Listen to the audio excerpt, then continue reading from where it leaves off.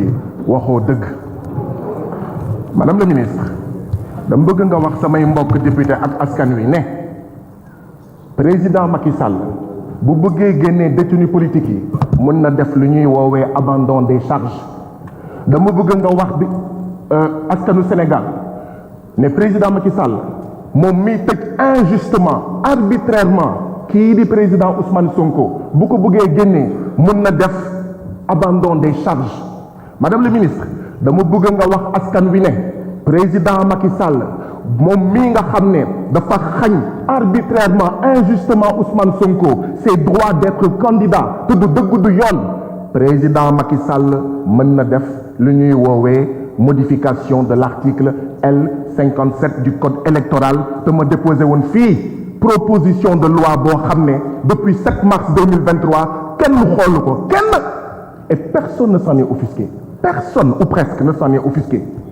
Madame la ministre loolu nga war a wax président Macky Sall loolu nga war a wax askanu Sénégal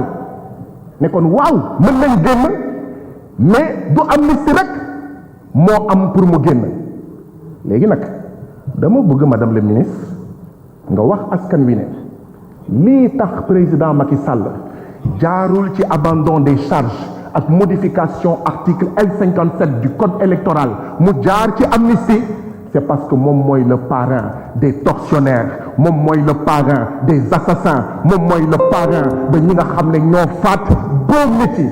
moom doomam sax ñu ngi koy tudd ci recruter ay nervi. En réalité loi bii du pour Ousmane Sonko du pour Pastef du pour askan wi du pour détenus politiques yi en réalité c'est pour le président Macky Sall ay mbokkam ay xaritam ak góor ak jigéen ñi nga xam ne moom la doon jëfandikoo pour torturer askanu Sénégal pour rey askanu Sénégal c'est ça la vérité parce que waru leen wax askanu Sénégal bi ne pour dab li mu bëgg a amnistie rek moo fi nekk am na leneen bu jaarul feneen jaar ci amnistie boppam la bëgg a amnistier boppam la bëgg a protéger doomam di doon recruter nervi mbokkam yi doon recruter ay nervi di jënd ay ngànnaay 45 milliards d'armes ñoom ngeen bëgg en réalité mbubboo ginnaaw Ousmane Sonko mbubboo ginnaaw Pastef mbubboo ginnaaw détenus politiques yi te abandon des charges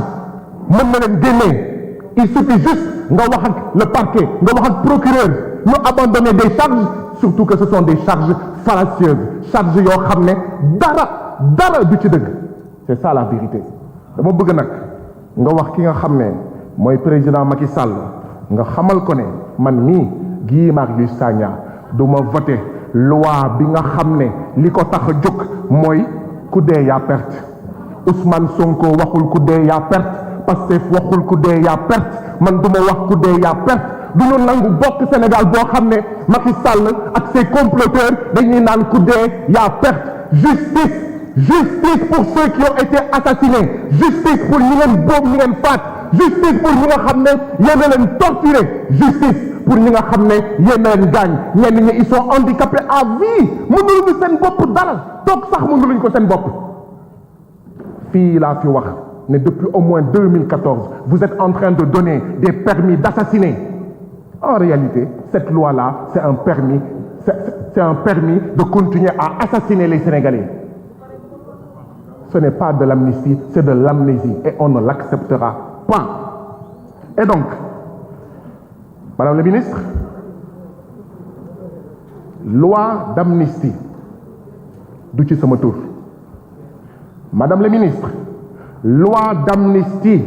loi d'amnésie, loi d'impunité, not in my name. Madame la ministre, loi d'amnistie, loi d'amnésie, loi d'impunité, pas en mon nom. Madame le ministre lii askan wi wax mooy élection par la force loolu la askan wi wax